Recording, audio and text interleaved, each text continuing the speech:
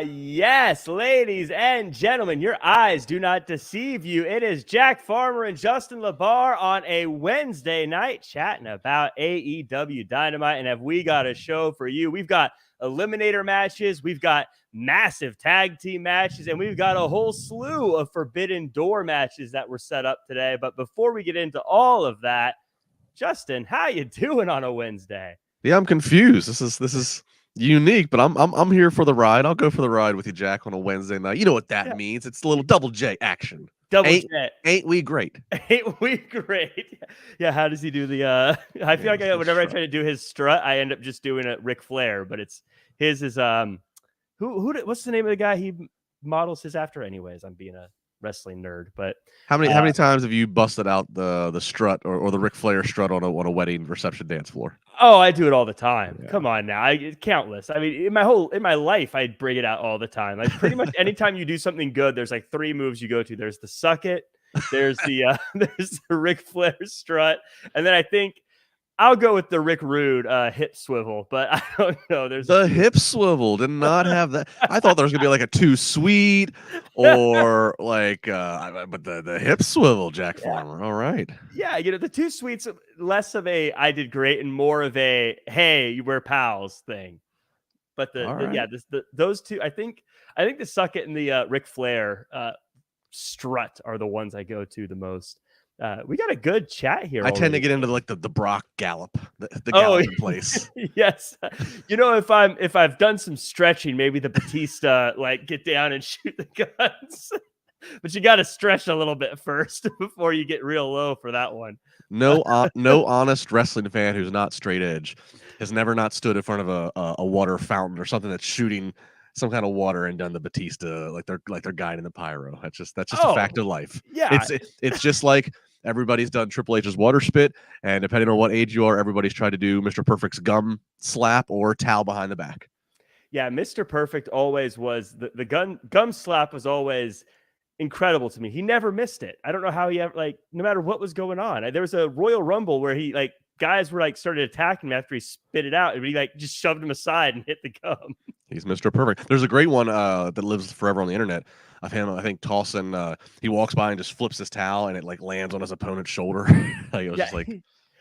He was so good, Mr. Perfect. Just an awesome. I always loved him. Yeah, absolutely. But everyone in the chat, we got a bunch of great folks here. We got Corey Pride, Richard, Leo Bowden. We got Raymond Vasquez Bonilla. I'm probably saying that wrong, but Jeroy J showing up, the Tornado, of course, as well. Aaron, Mick, and BPE. A lot of folks I don't see on Mondays, but appreciate you guys. Still the same. Sherrod, Richard, and Tommy O, and everyone else. We got a lot of stuff to talk about here. I'm excited to chat about AEW. I don't get to chat about it all the time, so this is a fun one for me. But we're going to talk about some news first. Jimmy Jacobs reportedly joining AEW as a producer and was backstage at Dynamite on Wednesday. That's today. Fightful Select reported that former WWE producer Jimmy Jacobs was backstage in Washington, D.C. for AEW Dynamite and was heavily implied to be working for the company in a creative capacity, though they couldn't confirm. Later the same day, today, the Wrestling Observer did confirm that Jacobs has joined AEW as a producer. Justin, doesn't hurt to have a guy who's been in the wrestling industry for a very long time helping out. No, yeah, Jimmy's been around for a long time. As I was saying to you briefly, I've only ever interacted with him once. That was maybe 11, 12 years ago. It was either Pro Wrestling Ohio or Prime Wrestling. I can't remember which iteration we were under, but I was as commissioner. I was standing in the ring with him making himself as a reveal as who had been under a mask, and Johnny Gargano. And I remember just getting to talk to Jimmy a little bit that day, and you could just tell something unique. He definitely goes to the beat of his own drum. Nothing wrong with it, but he's just a unique cat. But yeah, then he has since kind of transitioned from an in-ring worker to producer and writer. He was in WWE for several years as a writer. In fact, I believe he is who Chris Jericho credits to coming up with the list gimmick that Jericho had. So, he's been around. He's seen a lot. He was just recently with Impact, and I guess he's done there. So I think this is there's no bad spin to this. The number one critique I think that the majority of us have with AEW is so much going on, so much talent. Now they're expanding with a new show that you need to have. Tony Khan can still be the final say, but you still need more. You still need more people there to delegate, to help fill in the specifics of how things are going to go, time things out, schedule things out, and I think Jimmy Jacobs, the fact that he's available now and now part of AEW, I think that's a great get for them to see if he fits with what they're doing. Yeah, and to your point, someone who marches to the beat of their own drum, that's exactly who you want in a creative position. Someone who's going to think outside of the box and do different types of things and do interesting kind of things. So I think it's really cool that he's there. I think, like I said, it's a good idea to have him. And I agree with you. Tony Khan, obviously a smart guy, but having some people to help figure out things for everybody is just going to make it a more dynamic show. So I think it's good all around. Yeah, I mean, look, we've seen it before in wrestling. The all the ECW originals will tell you that ECW was filled with passion, filled with energy, but Paul Heyman didn't delegate stuff. He put it all on him. And I'm not saying that's like the number one reason why ECW is not still around, but like that was a shortcoming and an issue. And look, down the stretch, Vince, people talk about Vince, as genius as he is for expanding WWE and sports entertainment to what it is today, still had to have his hand in too many things. So, I think it's history shows like you can have final say, but you got to surround yourself with smart people. And sometimes you just got to, surround yourself with some good lieutenants and just trust in them. And I think that it looks like with his acquisition or hire, I should say, and the acquisition of a few others, that AEW might be moving in that direction, which again is all a positive for them to try. And in speaking of moving in positive directions, Tony Khan says that the Warner Brother Discovery deal shows that it's fully committed to AEW, but also remain coy on the details. In an interview with John Pollock and Brandon Thurston of Post Wrestling and WrestleNomics, AEW owner Tony Khan was asked about the said report and doesn't appear to be worried about the situation. Quote, I don't want to talk too much about the contract we have with Warner Brothers Discovery, but I definitely have some pretty favorable things in there. And given the commitment that Warner Brothers Discovery is making for AEW with Collision and Dynamite, I think it really shows they're fully committed to AEW.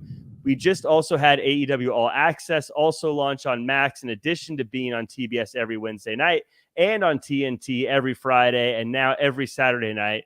Khan was also asked about Warner Brother Discovery CEO and how much backing he was giving to AEW. And he said, quote, I really believe David Zaslav is very, very strong supporter of AEW.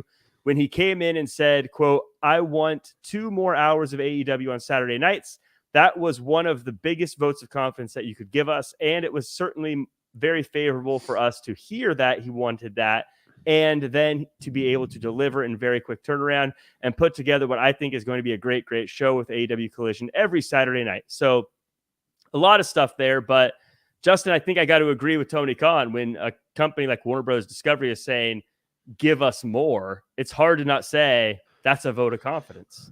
Yes, I agree. What kind of stands out to me in this story, though, is being coy about the details, because if the deal is done, if there's no other game to be played, it's not like what we talked about Monday, right? Where WWE, wants to kind of hear all offers for their expiring deals next year. If the deal's done, and obviously it is, Collision's happening Saturday, and you're with Warner Brothers Discovery, why would you not tout how much money, the value of the deal, or things like, for Tony, who has an announcement every week of whether it's what he ate for breakfast or who he signed, it's a little bit puzzling to me that he is being so coy. So it makes me just naturally wonder, is it as sweet as we would be led to believe? Is it as much of a vote of confidence, or there is such a thing as buying television time? Did Tony like how who's putting what in? Like how glorious of a deal is it actually financially? That's just, and maybe it is great, maybe it is, but it's the secretiveness of it. That's just, I mean, look, when WWE got $1 billion for 5 years from Fox, you yell that from the mountaintop. Yeah, why would you not? Now, granted, AEW is not a public company, like WWE, but still, why would you not as a young company if you if you're able to get any kind of big TV deal? So it is just a little strange to me. I can't lie. I agree with you. There is something, if it's such a big win, why wouldn't you brag about the big win? I mean, they typically brag about a lot of their other wins. It is an interesting thing that they're leaving that out. And it will be interesting to see when that comes out. I'm sure eventually we'll find out what the deal is too. So I don't, that kind of stuff comes out eventually one way or the other. So we'll have to see how it worked out. But for now, I guess we'll just I'll take the positive route and say they're getting more TV time. Of course, from a fan perspective, it'll be how they balance an extra 2 hours on a Saturday night. And even as we have not a super chat, but Aaron Mick saying, will there be a podcast after Collision on Saturday? That is TBD as far as I'm aware of. I don't know of any deals. It won't be with me this Saturday. Yeah, I don't know what the Saturday is going to be tricky for a podcast, so we'll see how that pans out. It'll be tricky for a wrestling show. But we actually Corey Pride is adding in. Justin, do you think they got lowballed? That's what I mean. I don't know. It could be a number of things, Corey. It could be that. It could be like they're getting the time slot of 2 hours on Saturday, but it's not for any great number that's worth bragging about. It could be something like I said earlier, like maybe Tony is actually paying a good portion of it or all of it for the TV time, and so that just makes it look like, you're just buying your way to more TV time. That doesn't necessarily mean it's a vote of confidence when you're writing the check and saying, here, give me 2 more hours. So I don't know. Again, why would you not? I'm not saying you need to go and go through every dotted I and cross T and give us every minutia of the contract, but just a general. Yeah, we are signed on. We are guaranteed for 3 years of Collision for a deal that's worth, and you just use a vague language. It's worth this much. You don't even have to go into like incentives or whatever sweet things Tony Khan supposedly got in. But just a general. I'm shocked that he's so happy to tout when somebody's elite and all the things. The being coy is kind of, especially when they're getting the show added when ratings have been in a decline for them. So again, it's kind of, to me, again, that would be a way to kind of shut a critic up about saying, look, they obviously believe in our long-term growth. They're giving us this for this many years, but that's not being said. So it just makes me naturally wonder. Yeah, and you make a good point, because he could just say what I imagine I would say is, because there are probably incentives and things like that, just say it's worth up to, and then just give the biggest possible number. Right. And then that way, if people do find out, you can say, yeah, if we hit all our incentives and we somehow get 60 million people to tune in, we'll make you this much money or whatever. But that is an interesting point, Justin, that they haven't mentioned that. J.R. Smith asking, any word on who the commentary team will be? I'm guessing it's going to be the same commentary team they had. But Justin, I say you and I should do it. We would be a dynamic commentary team for Collision. It wouldn't be dull, that's for sure. No, I would mix the commentary team up. Look, with Collision here, you have a brand new show. You have a very, very brief window for first impressions. Rampage quickly just descended into what Rampage is perceived to be. If you want extra AEW wrestling, there's a show at 10 o'clock on Fridays you can watch. But nothing really, things do happen in storylines. That's actually a problem. Things happen, and then they expect that everybody's watched it, and then they go on Dynamite and whatever. You have a chance here with Collision. Bringing CM Punk back. So right now, perception is Collision can be your SmackDown to your Dynamite Raw. It can be an equal, a kind of show. But I think you also need to go into it and not just carbon copy what you do on Dynamite. I think there's a chance to try a few little things. And I think part of that's just mixing commentary up. Excalibur's a very good lead guy in terms of the way he hosts a show, but maybe a different voice for Collision would be. I don't know if it's JR. I don't know. Maybe it's a new commentator that they've signed that we don't know. I don't know. But commentary, I don't know. But I just think in general with Collision, I don't think you just carbon copy the format. I don't think you just copy and paste and move it over to Saturday's document. I think you go in there trying some new things from a production standpoint, from every standpoint. I think you'd be foolish not to try a few little things. I completely agree, because even you look at SmackDown and Raw, and even though it's WWE, there's similarities. right off the bat. One is red, one is blue, as different as can be. They have different, it feels like a different show. I mean, it's definitely within the same universe. I hate, not to please a play on words, but definitely the same universe. But you can, when you're watching SmackDown and when you're watching Raw, as opposed to this feels like the same show that they just recorded the same day and put it on a different time tape. Right. So, yeah, I think that'd be a good idea. But let's get into the show we're reviewing today, Rampage. Again, before we get into it, of course, as always, like, comment, share, subscribe while you're here. 5-star review.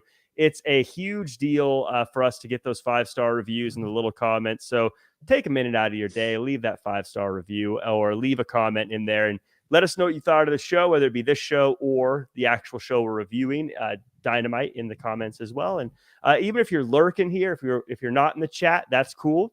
Feel free to pop in and just say hello, though. Otherwise, leave a comment. But also, we got Tony and Armando and Ian and, again, Jeroy and Richard and Clay and Tornado and Lego Brick and everyone else. Appreciate you. Let's talk about the show. We start hot with Adam Cole Bebe versus MJF. It's an eliminator match, and we get the greatest hits from both guys. MJF works the arm and the crowd. Cole hits some great reversals, athletic offense, lots of shenanigans. But we get a time limit draw at the end, and MJF isn't interested in adding time, so I guess Adam Cole just isn't getting a shot at the title. Justin, this was, I thought, about as good of a way to do this match as you could on a 1-week build on a weekly show as opposed to a pay-per-view. But what were your thoughts?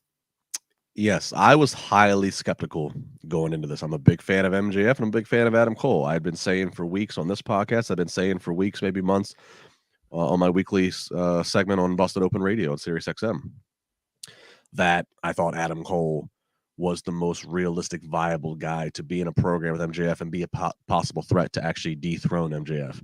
I was saying this even before the 4 Pillars match because nobody believed any of the other 3 were beating MJF. So I was happy that when Adam Cole confronted MJF last week. But as you said, 1-week build, and we're going to have them do a very WWE thing that WWE used to do that always drove I think a lot of us crazy, which is you have to beat the champion in a non-title match in order to then get the title match. They just call it an eliminator match. And so I was really skeptical. Why, after 1 week, are we doing this? Why are we giving the magic of Adam Cole versus MJF away for free? Why are we going to have them touch? And then it's not going to, title's not going to be on the line. And then surely Adam Cole has to win this, right? So now you just had MJF lose on TV. But I really was going into this just, highly skeptical. They made it work. This made it make sense. The match itself was a tremendous match. I mean, 30 minutes, obviously. They sold the S word. They sold. Yes. But it also, but it wasn't just a snail's pace of, 2 big men in the 80s. I mean, there was athleticism, there was drama, but they also just slowed it down and brought it back. It was done so well. And the spot, the elbow off the top to the table, and then MJF slides back in. And I mean, at 9 3/4, Adam Cole slides back in. Dramatically well done. I'm watching Cole mouth to Doc Sampson at the ringside. I'm watching MJF talk to the ref, and they're trying to communicate. I don't know if it was all a great piece of drama and acting. I don't know if Cole legit had a stinger for a moment or there was uncertainty, but whatever it was, it all came off as intense drama. Adam Cole super kicks MJF, and MJF is bleeding legitimately within seconds. I mean, there was just so much to this match, intentional or otherwise. I don't know which is intentional, which wasn't, which makes it all the better. And then, right at the perfect time, they ring the bell when it looks like Adam Cole for sure is going to get the win. And so it made it make sense. I mean, it is still an Adam Cole versus MJF 30-minute match you did give for free, but it works. And now, I mean, I good luck trying to top that, gentlemen, assuming they're going to meet again eventually somehow. But I thought it was one of the most compelling matches I've ever seen in AEW. So, I mean, hats off to him. Yeah, it was, to your point, when the ref was speaking to Adam Cole, I 100% was thinking, is something wrong, especially with Adam Cole's history. And again, I don't know if that was sort of part of the plan or if that was something that just sort of it felt that way, but I was like, oh no, what's going on here? But that got me buying in even more. And I know a lot of people will probably complain about the shenanigans in the end, but for me, I felt like it was kind of fun because of these two, because of course MJF's always going to cheat, but Adam Cole's that guy. It's like, I've been on that side of the tracks myself. I know what you're doing, which made it a little bit more fun than if it was just a MJF trying to cheat Jungle Boy, for instance. It gave it a different dynamic, I thought, which made those moments fun as opposed to, here we go. No, I think that's a great call by you. That's a good observation. You're right. Adam Cole has been on that side of the tracks, that side of the fence, versus straight baby faces that have otherwise been victims of MJF's shenanigans. The one nitpick I'll say about that, and it didn't even fully play out, but commentary kind of contradicts it or whatever, is so, and all the different shenanigans around the ref being bumped and this and that, they tried to do the thing where, MJF tries to pull the Eddie Guerrero, right, where he tosses the belt to Cole, takes the bump, but then the ref still isn't getting up. He's still blinded or whatever. But then fast forward a minute or two later, MJF gets the low blow on Cole, and then as the ref's checking on Cole and MJF's putting the ring on, commentary saying, "Oh, the referee knows what happened. He knows that Cole's just low blow, but he didn't see it. And if you don't see it, you can't call it." And I'm like, well, that just contradicts what they were trying to sell a minute ago. When you don't ever see the Eddie Guerrero. The Eddie Guerrero spot's all about not seeing. You just hear and see evidence after the fact. It's a little thing. Jimmy's not here, so I got to step in on the referee grading here. But overall, it was a really good match. And did you catch what was on the elbow pad? Yeah, MJF's elbow pad. It read, "Vince was right." Yes, it was.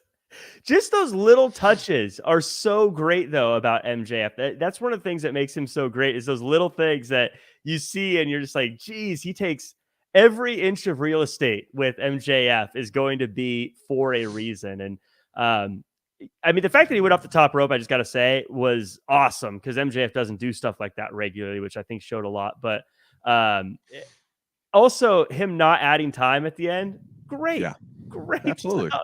He's like one of the only wrestlers ever who acts like a real person, I think, in some ways. I mean, he's a jerk person, but yeah, why would you ever add time? That doesn't make sense. Can we also talk about, it was towards in the beginning of the match, but can we also talk about him going into the crowd and committing assault? Yeah. Yes. After everything that happened with the last time he went into the crowd, he did it again. And he hit it. I was thinking, one of these days he's going to hit the wrong guy. He's going to hit the wrong guy. I mean, I'm wearing my Commander. I mean, that's the building that's the building I grew up going to. Well, eventually became that building, going to wrestling. And I mean, you don't. I mean, I don't know. You never know who you're going to cross. You never know who's going to be in that building. So I guess he picked the kid in the Neon Hardy shirt and thought, oh, this dork ain't going to fight back, and smacks the helmet or smacks the hat and glasses off the guy. Yeah, I was wondering if the kid hit him back. I mean, the kid can't. I mean, I mean, you don't swing. You don't swing back. It's you just if you're a good enough sport, you just enjoy your moment in the sun, being part of the show. You can't swing and fight back. I guess MJF, I think, is smart enough to not do that to someone who's going to be able to cause a problem. Well, right, exactly. That's why I said he eyeballs and picks the guy. No offense to the guy, picks the guy he figures is pretty unassuming. Right. I mean, he's not going to do that to someone if they're built like Keith Lee or something in the crowd. Right. Yeah. I mean, if it's somebody's got a dom tattoo under their eye and they're throwing up gang signs, you probably just should go down in the next row, please. Majestic Marie, by the way, we're going to talk about this in a little bit, but I'm going to throw it up here now. Majestic Marie. You knew I'd have to say something about Eddie coming back. It's always nice to see your favorite wrestler show up after being away. Love y'all. We'll definitely talk about Eddie K in a little bit. I'm happy for her because I know she's a big fan, but she's probably the only one that remembers he came back because there was so much stuff that happened in that 3 minutes. But we'll get to it. We definitely will get to it. Last thing about this, was it always an eliminator match? I could have swore last week it was for the title. Did they change that, or was I mistaken? No, it was always eliminator because I actually I was actually live here asking on the podcast for clarification that eliminator was their terminology of number one contender match. So yeah, it was. I don't remember if when the match was made, but like I don't remember if the first mention of it on the show last week if they said it as Eliminator, but by the time they got the graphic together and started promoting what was on this episode, they said Eliminator. So. Yeah. I want to. Well, I guess we have a promo backstage, or not a promo backstage, a promo in the ring. Renee in the middle of the ring brings out Sammy Guevara. He says he has highs and lows, and he has to make some changes. That's when Darby comes out and says Sammy needs to stop living in Jericho's shadow. Jericho comes out and says that he could have helped Sammy be champ. They go back and forth, and then eventually it's Sting. Justin, I'm a little bit torn on this because I am a really big Daniel Garcia fan. I think he's still young, but I think one day he's going to become a really big deal. And I feel like Sammy Guevara is kind of hijacking his gimmick here, or his bit. But also, I can't believe Sting and Jericho have never been in a ring together. Yeah, when they were saying that on commentary, it was wild. First off, it was cool. Again, Sting's coming out. And this is the building, both 97 and 98 Starrcade was at this building. I was there for that, Sting part of Starrcade. So it's cool to see him out there. Crowd's popping. And then, you get him in the ring with Jericho. And commentary saying, and they go to Shivani, who, of course, he's the one to go to because he was the one who, you go in your mind, the only time Sting and Jericho would have crossed paths would have been mid to late 90s WCW. And for Shivani to say this the first time, I believed him because I was like, well, I can never think of when Jericho was in his Jericho was in WCW 96 through 98, and the bulk of that time Sting was hanging out in the ceiling with a crow, and he was dealing with the NWO. So yeah, he wouldn't have, maybe he would have dropped down in the middle of a Jericho match and just gave him the Scorpion Death Drop, as Sting did to a lot of guys during a long period of time when it was questioning whose side is the what's his motives. But the fact that they really never had anything happen, that is stunning. The fact that here's the two oldest guys, right? Jericho's in his 50s, I think by now. Sting's in his 60s, and the fact that they never had a match, are you kidding me? So that is a lot. I mean, all right, Tony Khan, go ahead. If you've collected some toys here, good on you to be able to produce this first time ever match between two guys whose combined age is over 110. So right. Yeah. And this is one of those things where I'm sure people could come on and be like, yeah, but it's happening too late in their careers, whatever. I don't care. I'm into it. I'm excited. I love seeing the opportunity for legends to get in the ring together. So I think that's awesome that something could happen here.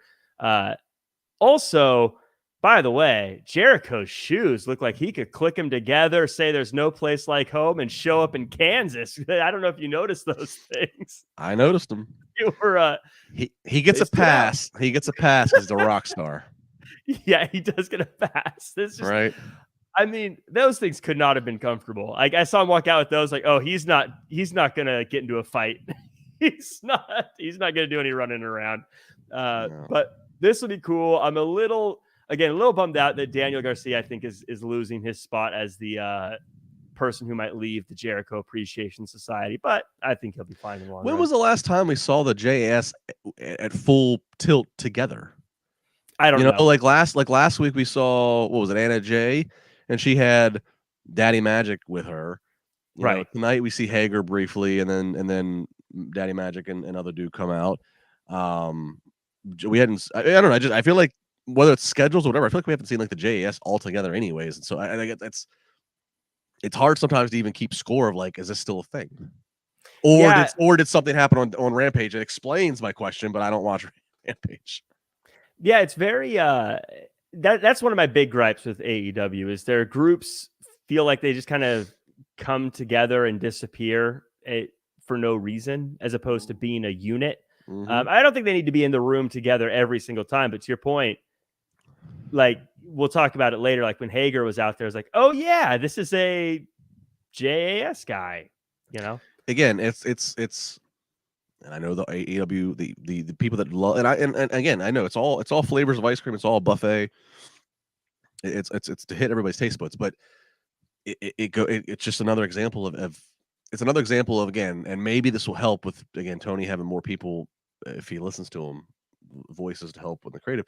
But it's another example of you're not you're not booking to the thought of, okay, what if here's somebody who only watches every now and again or whatever. Like I'm not saying you have to do what WWE does, which is annoying in its own right, which is sometimes they show a recap video of the same story 3 times in a night. I'm not saying you got to go to that extreme, but you can't expect that everybody is living and breathing every single second of everything you're putting out, especially in today's age where content is consumable at anybody's own pace. So like you have to still try to, like, again, I'm jumping ahead, but we saw some people come out throughout the show that I watched, people in the crowd. I watched, and I could literally see them look over and go, "Who was that?" Like they're asking, like, because they don't know, because and so whatever. It's especially with the amount of wrestling that's on TV nowadays. Because even if you're watching wrestling every day, you have to watch multiple shows every day to get all the wrestling, which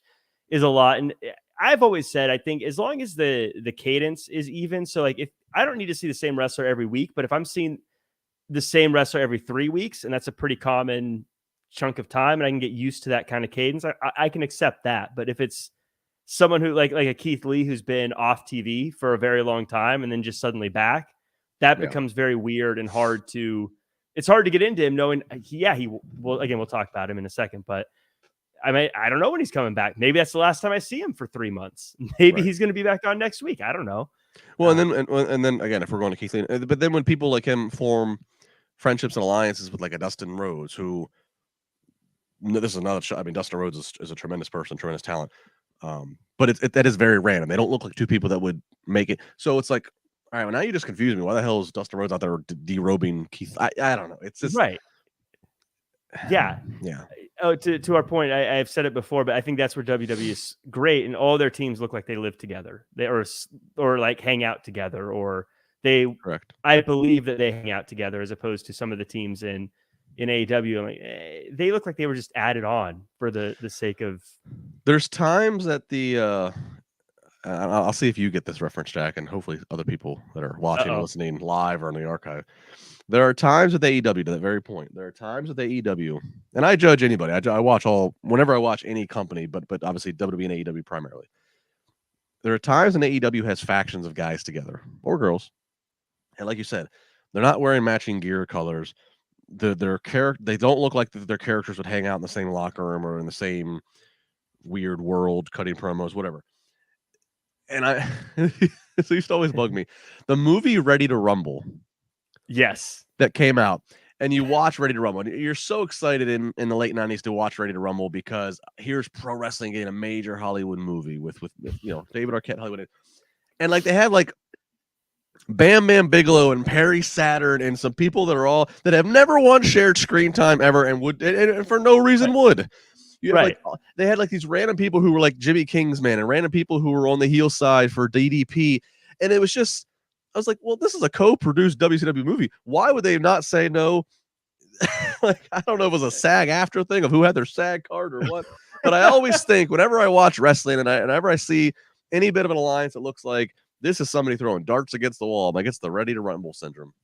That I do get that reference, and that is a great I also, because I remember being absolutely heartbroken thinking, oh, I'm going to get to see wrestling in a big TV movie, big movie. This is going to be incredible. And then I saw it. And I was like, oh. But yeah, I will say, like, House of Black looks like they go together. I get it. They look like they all hang out together in the catacombs or wherever they live. Right. But yeah, some of the groups, I'm just like, I don't buy it. But we will talk about that 6-man tag in a second, but I want to talk real quick about the Sanada Open Challenge for the IWGP title. And I was kind of bummed out because I had Twitter give me people that they thought it was going to be who answered the challenge, and I was going to get your opinion on them, but now we know who it is. So instead, obviously, Jungle Boy has accepted the challenge. I'm going to go through the list and just real quick, you let me know if you would rather see them face Sanada or if you would rather see Jungle Boy face Sanada. So just real quick, kind of running through this list of people. So the first person that was predicted, Jeff Jarrett. No. You'd rather see Jungle Boy over Jeff Jarrett? Yes. In this case. Okay. Yes. Sammy Guevara. No. Takeshita. No, because no. Jay White. Again, no, it would have been distraction because Jay White's got this big Collision debut main event this Saturday with people with nothing to do with Orange Cassidy. Maybe the Jungle Boy works. Actually, the explanation that he gave works, right? Yeah. He wants to have a title. He's there with Hook, and look, he just came off of being in the main event challenge for AEW's world title. Came up short, but so I think it actually works. And I really wasn't doing a long list of guessing or thinking when the open challenge was made, but now that you just put it and give me these, and I'm just thinking about it now, and I think Jungle Boy. I can't think of anybody better that would have been the better answer, really. I think Jungle Boy will actually. I think they'll actually put on a really great match too. I think this will probably let Jungle Boy showcase himself better than that 4-way. And the 4-way was good. I just think that this will probably give him a chance to kind of show out. The other options, real quick, were Miro, Samoa Joe, and Goldberg. Well, again, Samoa Joe kind of ran him out. This is Twitter, Justin. It's not my call. Yeah. Goldberg, you're working 20. Good God. We got to go for a 6-star match, Goldberg. You can do it, right, buddy? God, he would have Goldberg, you're going to go 20 minutes.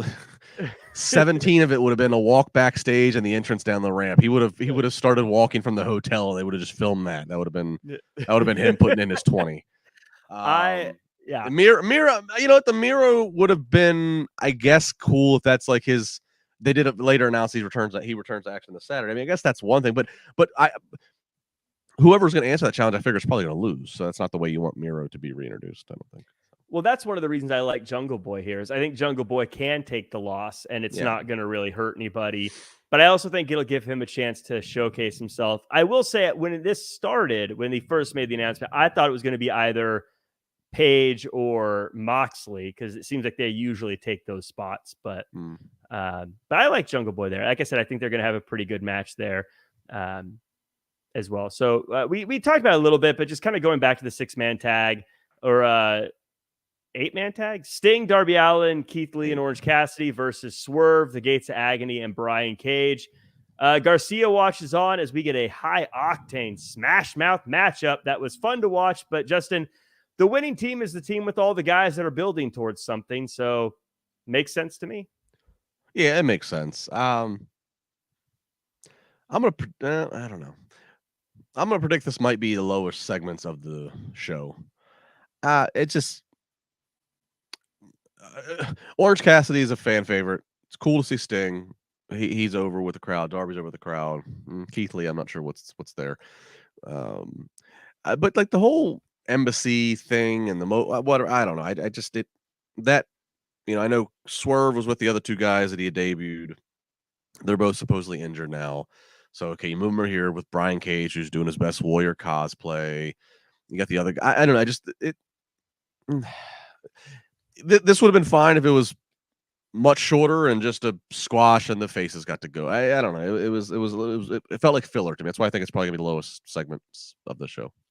Yeah, it felt like filler, which is unfortunate because I'm actually a fan of the makeup of the Mogul Embassy. As far as you've got 3 big, massive dudes. I think Swerve is someone who I'm very big on Swerve. I think Swerve is someone who could really stand out for AEW for them.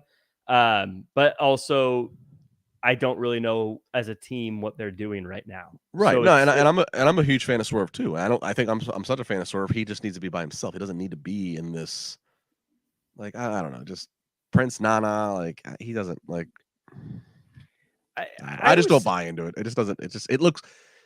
Brian Cage is ripped, but Brian Cage has also been like since the inception of AEW, he's just been kind of like, let's just float him around in whatever group we can that doesn't Team Taz and then this and it just doesn't feel like I don't know. It just doesn't feel like it matters. I don't know. Yeah, like I said, I like the pieces. I just don't really know. This is one of those times where I wish AEW would say, this is what our goal is, or this is what we want to happen, as opposed to just, we're a group of guys all working together and we're here. If they said our goal was to become the 6-man tag team champions or the trios champions, or if they said our goal is to do whatever it takes to make Swerve a champion because he's the boss or whatever it is. Then at least I get it. But right now it's just we're a group of guys who hang out together and clearly go to the gym a lot. Right. Who am I confusing? Is under Prince Nana, is this the same faction that Big Bill has allegiance to, or who's he with? No, he's the Firm. He's with the Firm. Stokely. Okay. Yeah. See, that's what I mean. It literally, they start to the individual pieces. Big Bill, he should be doing much more than what he's doing now. Swerve, I think should be a face, but okay, let's put him in heel. He's got charisma any which way. Big pieces. You're throwing them with a bunch of guys around him just because you have all these guys signed. It's almost like you feel guilty and obligated that you got to give them screen time. I agree with Big Bill too. I think Big Bill is someone that could really get a lot out of. But as we move on, we got a super chat from Mo. Says, any news on Jablomi comes back to AEW? Threw it up there because it was a super chat, but I see right through you.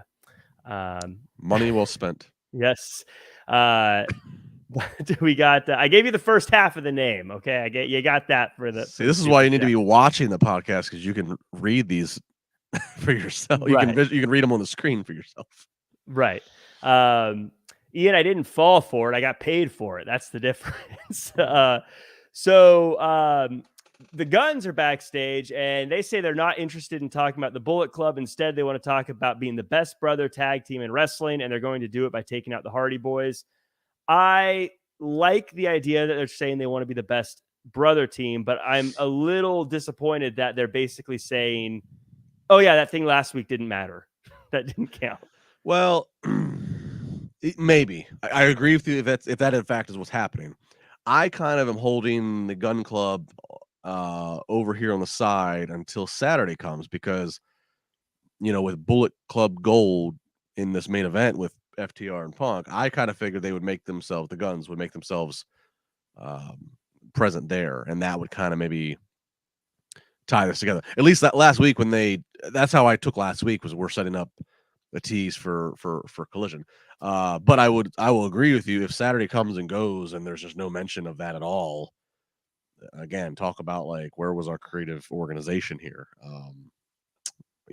So I guess verdict, jury's still out on this one. Well, let me see Saturday first. I let me know your thoughts on the Guns, because they were a team that, I'll be honest, when they first started, I was like, these guys, like, why? They have so many great tag teams. Why are we giving them so much time? But over the past few months, they've really grown on me as a just obnoxious, annoying, bad guy team. Yeah, no, they've come a long way. Those two guys have come a long way from breaking into business, under their, trying to get out of their dad's shadow and creating something for themselves. And I think they're making strides. They also put they put a lot of time and work in and did all the right things during the pandemic era. Mm-hmm. Whether it was just being there present to be part of the makeshift crowd, whatever it was asked them, as best I understand, they didn't. Yeah, and look, keep in mind, they are the kids of Billy Gunn.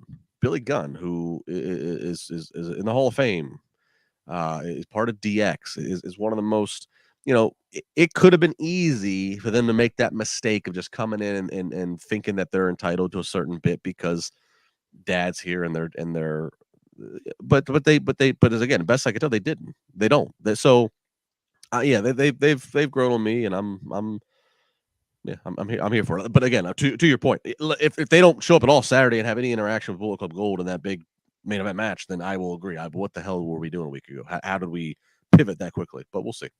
I do think they would fit in with those guys. To our comments earlier, I think if they walked out wearing Bullet Club shirts and they're called the Guns, I'd be like, yeah, that totally fits that look. Yeah, it's kind of like, I'm not saying the Bullet Club Gold is at this level. I'm just comparing the X's and O's dynamic. It's kind of like the New Age Outlaws is part of DX. There's a tag team within DX that they're a little rogue on their own. They're a little whatever, but they're that branch of the group. So the Guns could be that branch of Bullet Club Gold, I guess.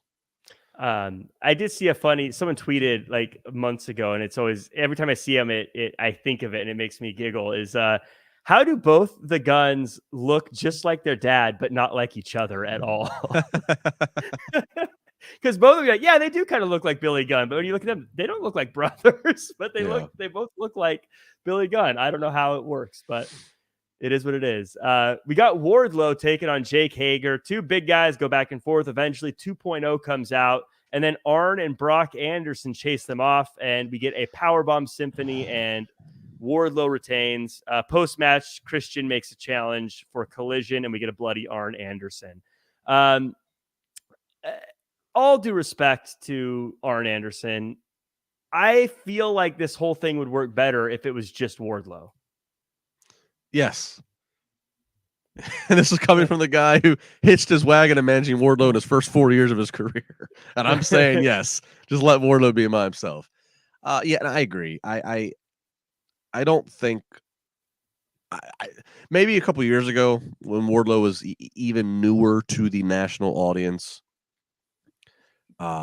rather than putting him as the bodyguard for MJF, you know, maybe whatever, and it gives credibility or gives some kind of like mentorship, whatever, from Arn Anderson. But I don't think Wardlow needs it at this point. He's so organically over. They're trying to recapture the lightning in a bottle they had with him this time last year, that then was just partly cooled down by MJF's walking out and partially cooled down because of just AEW booking. He doesn't need Arn. And then this was weird.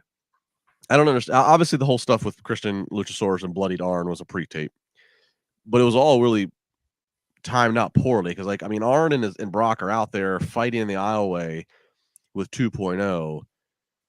There wasn't much more of the match, maybe 90 seconds, right, of the match, maybe 2 minutes at very most of the match goes on until we hit the finish, and then all of a sudden Arn was, and like at first I thought, okay, they caught Arn right as he went through the curtain and they bloodied him, but then Wardlow runs immediately, makes and we just see Christian Luchasaurus is standing there, like, obviously, oh, it's not near the entry. I don't know. It kind of came off weird. It was a really weird, again, maybe a formatting thing of like, it was a good idea on paper, but we didn't space it out.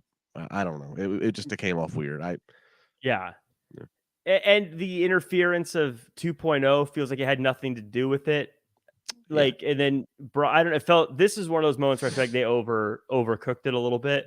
And with Arn, I think there's a place for Arn. I just think Wardlow is a young, cool person, and you don't want to put an old guy with a young, cool person. I mean, I think if you put Arn theoretically with like an FTR type person or like a throwback kind of wrestler, that makes sense. But no one wants to see the old guy with the young, cool guy. Like, young, cool people want to see young, cool people together, not like, let's bring in Grandpa to hang out. Yeah, no. I mean, I agree. There's a right combination and a wrong combination. You're right. FTR gets so many comparisons to an old school '80s tag team, or a comparison to, with Tully and Arn, and so that's one that makes sense. Or but it's also about character, right? Arn Anderson. I mean, yes, Arn was the enforcer of the Four Horsemen, and so yes, Wardlow would be an enforcer type, but it still just doesn't, like Jake the Snake with Lance Archer. That kind of had a synergy to it. That kind of worked. Right.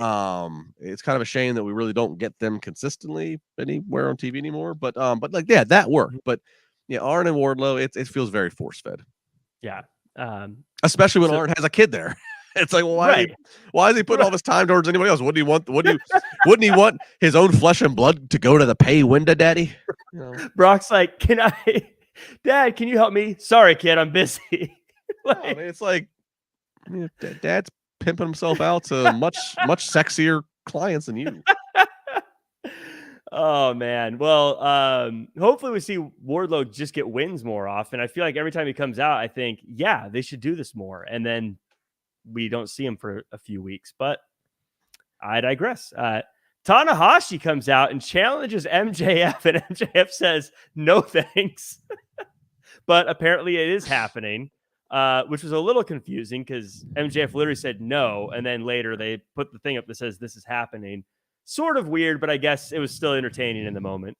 I guess it's to be consistent with what did MJF say on that press conference a few weeks ago? He thinks that New Japan just another indie. He doesn't. Yeah. So I guess it's consistent with. He's like, no, I don't want to do this. Man. I don't want to wrestle in Forbidden Door. It's so great. It's so great because he knows that that's going to work up so many people on Twitter who get so mad about it. And I love it. But every time he takes those shots at New Japan, just because I know it rubs so many people the wrong way. But that should be a fun matchup.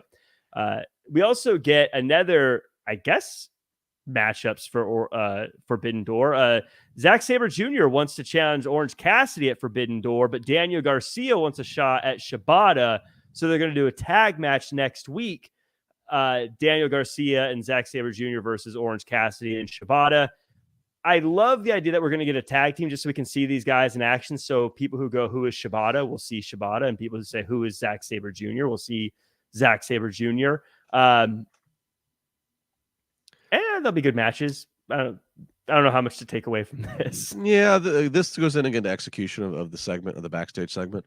Again, it goes back to who they're writing this stuff for. They didn't say, I mean, it took until they got back to the commentary and blah, blah, blah to say Zack Sabre Jr., but it's like this guy comes in who's not, who's not normally on, and then here goes Daniel Garcia, who even says, dude, you don't even work here. So it's like, again, if you're watching, this is a confusing segment. Mm-hmm. At least have the guy come in and throw a graphic real quick on the screen with his name, or have Renee, oh my God, it's Zack or something like but you let this entire thing go on and this little chatter going on backstage, and nobody, and it's possible there's people that just don't know who this guy is. So it's again, this is when you're putting TV together and you're in a bubble and you're not at all thinking about anybody, the majority of the people who are outside of your bubble. I really agree with that, because I don't think they ever acknowledged Zack Sabre Jr.'s name in that segment. And then the segment, no. Eventually, when they got out of this backstage and they're back in the arena, eventually commentary said, like, "Oh my God, we're gonna have," and they said Zack Sabre Jr.'s name. But even that, if you're again a casual or whatever viewer, you don't. Which one was Zack Sabre? Right. Which one was him? Right. That's a good point. And, yeah, I mean, it's one of those. I'm sure the match will be great, but yeah, probably could have been a smoother way of going about it. It's also the result too of you have Forbidden Door, a week from Sunday, and yet you still need to promote the debut of Collision this Saturday, next week's Dynamite, the Collision after that, and then we're at. It's also just the result of you have just too much to promote, so it's like you're kind of like cramming all this stuff in tonight so you can have a Forbidden Door card so you can sell more tickets and sell. Actually, I think it's pretty much sold out, so good for them. But so you could sell the pay-per-view buys, but that's the problem. You're cramming a lot of stuff in, so this is what happens. What I think that's where, when we talk about the people who are on regularly, or if you have some kind of idea of what's happening, you don't really need to promote. Like for WWE, when they, and not to make this a WWE versus AEW thing, but like at the end of SmackDown, when you see Jimmy Uso accidentally super kick Jey Uso and then Jey walks away upset, they don't need to say, next week on SmackDown, we will see what happens next. We're going to see what happens next. I mean, they will promote it because it's a big story, but right, you don't have to. I know that we're going to see, I can tell you right now in SmackDown, I know we're going to see the next bit of that story.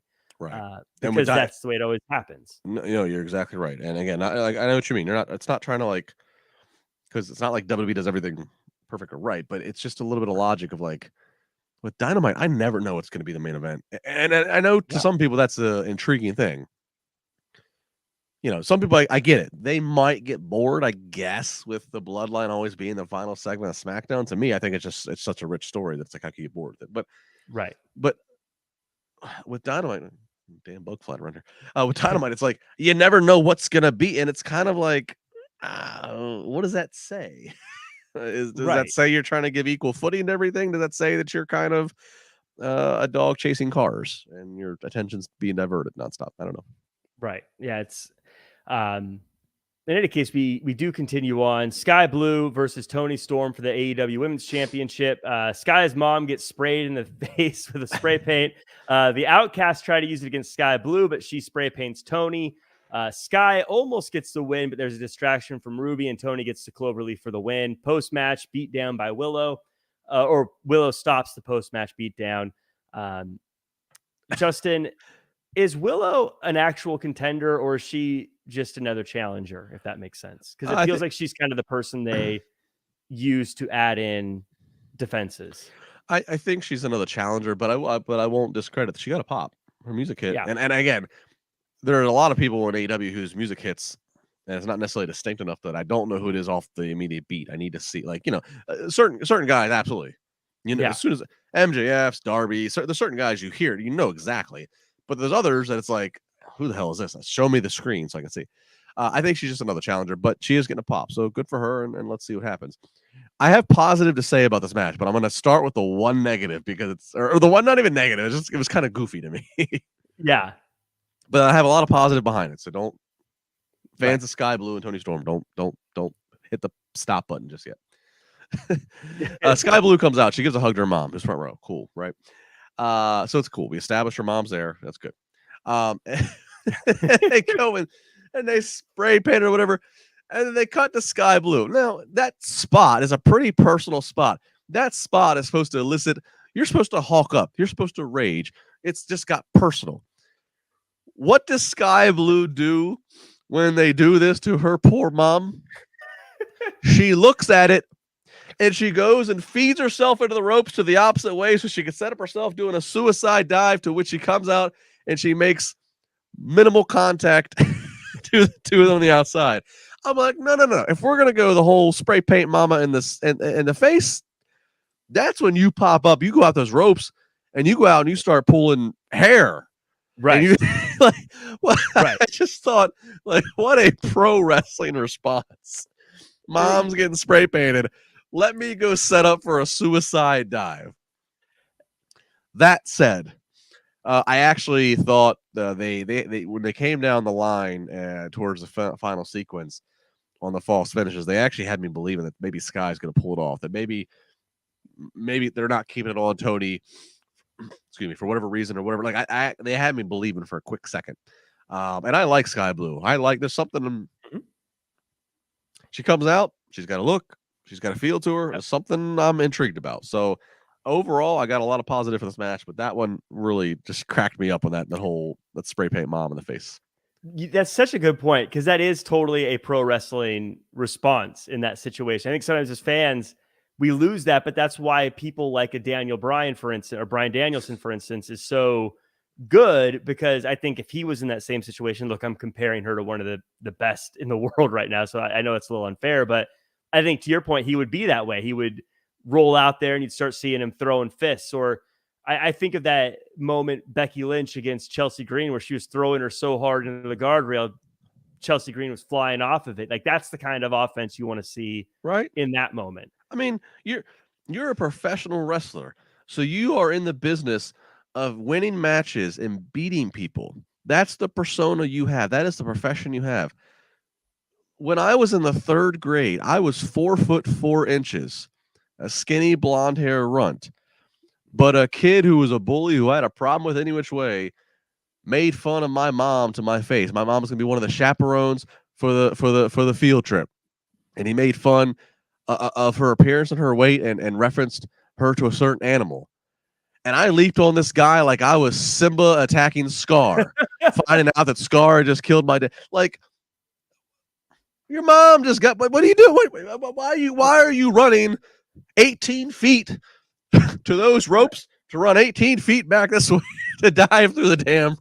Like, come on!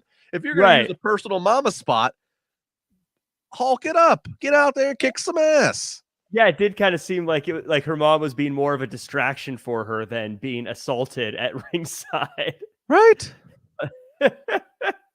I was going to say, I thought the nitpick was going to be, I thought it was a little weird how Tony went for the pin at the very end. Sky Blue kicked out, and then she just put her in the cloverleaf. I was thinking she should have just put her in the cloverleaf in that situation, but that was my little nitpick. But fair. In the end, I agree. I think that Sky Blue has got a good future ahead of her as well. I think her and Willow are people who are, I always say, they're lovable. You kind of want them to win. You cheer for them for whatever reason, there's something about them, whether it's the charisma or whatever. You're just like, I'm rooting for them. Not so lovable. Did you see Sky Blue's interview? I forget who did it, so I apologize. I'm not giving credit, but I tweeted about it. Apologies to whoever. Sorry, I like to source things, but she did an interview, and I quoted it on Twitter. She talked about how she once lit a kid on fire in church who said something and made her mad. And she talks. It's funny that her mom was actually ringside. She talks about her mom and how her mom tells that story to people about how batshit crazy that she was at a certain age. She lit a kid on fire. He was like an altar boy wearing one of the white flammable cloth things, and she lit him on fire. And I was like, I don't know why, but I'm kind of intrigued by Sky Blue right now. Right. Sky Blue needs to start, follow Randy Orton's footsteps and start lighting people on fire in the ring. But jeez, that's a crazy story. Yeah, right. And she had pink hair at the time, not blue. She was Sky Pink at the time. We got, just to touch on it, we got a couple promos for Collision between Bullet Club and FTR, as well as a CM Punk promo. I don't know if this really added anything or added any more to the show. Felt kind of straightforward, but at the same time, did kind of remind us that, hey, CM Punk's back and made it feel a little bit more real. Are you more excited for Collision this week or beyond what you were? Well, real quick, thank you, Chris. Yes, it was my old pal Arch City. It was Hey EW. So thank you, Arch. Thank you, Chris, for clarifying that. That's what it was. It was Sky Blue. Yeah, in the story. No, well, here's the thing with Punk. We actually skipped over earlier. It was just before the Sammy Guevara and ring promo earlier. They showed that Punk video of him talking and saying he might grab a mic. He has things to get off his chest. I thought that was a bold move because prior to that, they were just announcing that Punk's going to be in this 6-man tag match, right? Mm-hmm. And I was talking about this on Busted Open last week. And they asked me what I thought about it. And I said, you know what? It's actually an okay move because you're telling the people what they're going to get. They're going to get Punk in the ring, in action, in wrestling tights, and a 6-man tag. Maybe nothing more, but nothing less than that. And I said, that's good because we've all fantasy booked in our minds what could or should happen with Punk, given all the drama and controversy surrounding his last 9 months, that if they just said Punk's going to be on Collision and kept it that open-ended, we all start to fantasy book. Oh, my God, he's going to go out there. He's going to MF the Elite. He's going to MF Tony. He's going to do all this. Like, you start whatever, and then when that doesn't happen, you're disappointed. And you're only disappointed because in your mind you got revved up. So I thought them just saying he's going to be in the match. Here's what the match is. Whatever. First time ever, or not first time ever, but the first time in like 20 years he's been in the same ring as Samoa Joe. All this stuff. It's like, okay, that's what you're tuned in for. They took it a step further. Tonight, they tell you that Punk is going to grab a mic, and he's famous for pipe bomb promos. He's going to cut a mic, and he has things to get off his chest. So now they're now at a point past no return. They have now told you, tune in. Not only are you going to get Punk in a match, he's going to get microphone promo time on a live show in his hometown where he's going to have, of course, the audience on his side, at least for this week. He might be split. He might be split crowd or heel beyond that, but at least for that week, he's going to have a Chicago crowd behind him. So they are at least now setting the bar higher of you're going to get a Punk pipe bomb promo, or so you're led to believe. And it's live TV, so anything could happen. Every time his name has been mentioned, and I think that's a good point because now it does add that extra bit of interest knowing he's going to be on the microphone. Every town they've been in, it seems like every time he comes up, you get a mixed reaction. But I got a feeling CM Punk, he's one of these guys, he's going to get on a microphone, he's going to say some things, and he's going to turn everyone to his side. He's going to make everyone love him again. He's just really good on a microphone. He's really good at that kind of thing, and I think that he's going to say whatever it is he's going to say, and all this, that split response he's getting is just going to turn into a CM Punk chant because wrestling fans are fickle, as someone once said. And also, I just think he's so good on the microphone. I think he's going to turn everyone around. I think he'll be just fine. For this week, he will be in Chicago, but we'll see beyond that. We will see. Well, we got Blackpool Combat Club versus the Hung Bucks to end the show. And Hung Bucks get a gutsy win to settle the score after Double or Nothing. First, John Moxley-led Blackpool Combat Club loss in over a year. And then, of course, they attack the Hung Bucks after the match, and all hell breaks loose. Justin LaBar I know a lot of people don't like this kind of stuff. I see you shake your head. I love when it's a locker room clearing end of the show. That's right in my wheelhouse. So I was loving it. Look, I don't mind some Gaga. All right. I'm good with the Goo Goo Dolls. I'm good with the Lady Gaga. But there comes a point, especially when that Gaga is in the name of people showing up who are not part. It's not even a locker room empty. Will Ospreay is not part of that locker room. All right, like again, it comes back to it's this. I saw Will Ospreay hit the ring, and I watched a girl in the front row turn to whoever she was with and go, "Who?" Like, earlier, our super chat, happy that Eddie Kingston's back. Who remembers that other than her? Who remembers that Eddie Kingston came out? Eddie, because Takeshita comes out and Ospreay comes out, and then they tell you Ospreay's gonna be on a Rampage this Friday, and then Tony Schiavone goes, "Oh, holy smokes!" It's just it's information overload. It's who is this person? Give me a scorecard. Who is that? Who's that? Who's married? Who's cheating? Who? There's just I don't know. I mean, again, it's just too much. Too much. I totally get what you're saying. I'm like that guy that goes to the bad action movie and people are like, how come everyone just stands there and waits to fight the hero all like in a row instead of fighting them all together? I'm like, I don't care. It's really fun. I like watching them do this. I totally agree with what you're saying, but at the same time, it's like, who else is going to come out? This is great. It's exciting. You know who else came out? Who we haven't even said once? Kenny Omega. But we can't keep track of that because all we hear is Radio Gaga, Radio Google. That's everywhere. It's everywhere. It's just too much. Too much. I love how you've used Gaga and Goo Goo to get in 3 different musical artists so far. Are we going to get another one in there? Can we get another Goo Goo Gaga? Talk for a little bit longer. I'll try to think of one. Let me know in the chat what you guys thought about the ending. Again, I feel from a story perspective, I agree from a booking perspective, whatever, but just from I call it a sugar ending where it tasted, there was no nutritional value in it, but it tasted good. It's going to rot my teeth, but I liked it. It was good. Well, look, if you want every ending to Dynamite to be you chugging some Mountain Dew, that's your prerogative. But I personally think that it's a bit, it's just so much. Let me have my Mountain Dew. all the while, Fickle. All the while, Bryan Danielson's on commentary, and he's selling things, and Takeshita's out there, and Don Callis shows up, and I mean, good Lord, come on. Well, I think you're winning here in the chat. We got Rocky saying information overload. Ricky says AEW's got to stop doing this in the main event. Scott says overbooked. Ricky says trash. Jeroy says the schmoz was fun. Corey says the ending sucked. I'll give you this. If you're there live, there's an energy that builds. This person comes out. This person. I get that that's the idea, and I do give some that can be fun, but I think that's not the ending to do 11 days out or whatever it is from a show called Forbidden Door where half of the participants are people that are not part of your locker room. So you're building. Like if they built, if Eddie comes back, Eddie's been a regular on Dynamite at one point or another, and Omega and Takeshita, of course, you turn his back on.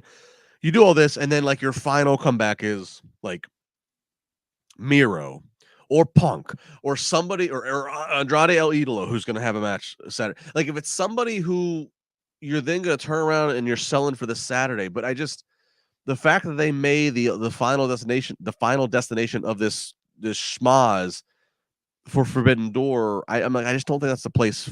I don't know. It just comes off as confusing. It does not come off the way that I think Tony thinks it is glorious in his wrestling fandom.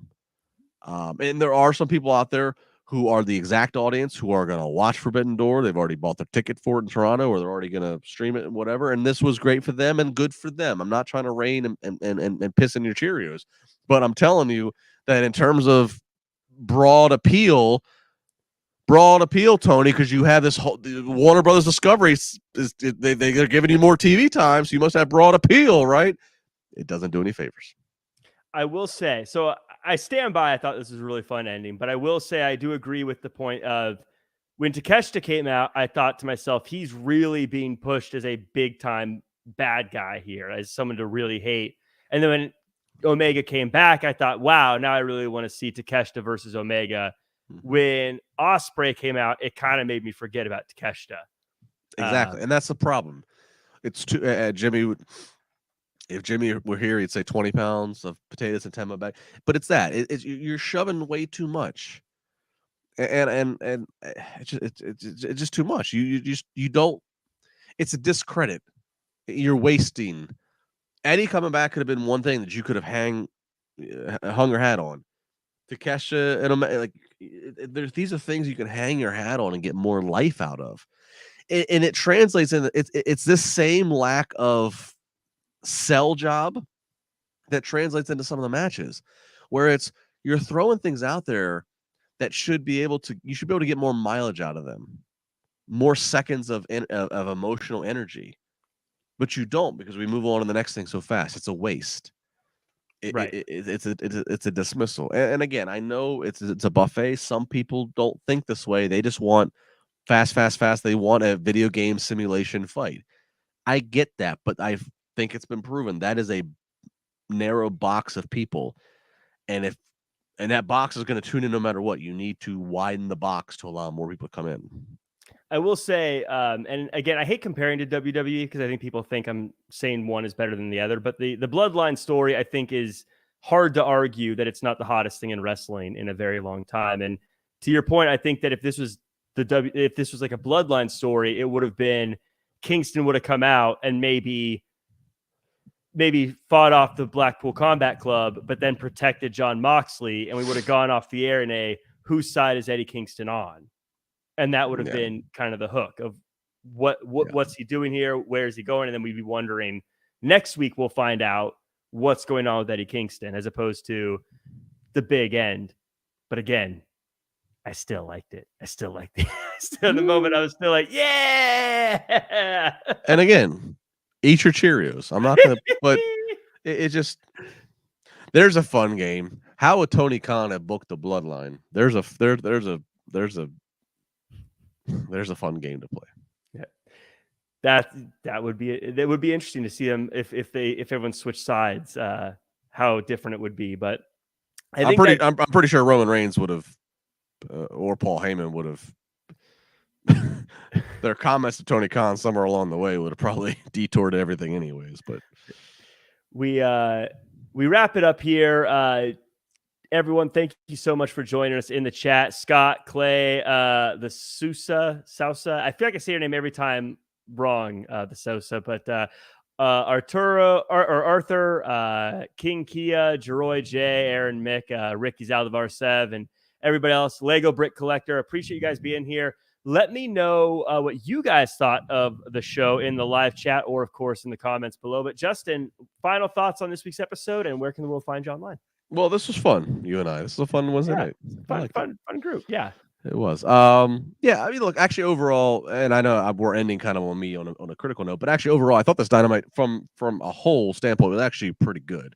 The first hour was really good. I thought, as I said, I gushed over the Adam Cole MJF match. The CM Punk video package was intriguing. The Sammy promo that Sting's out there with Jericho.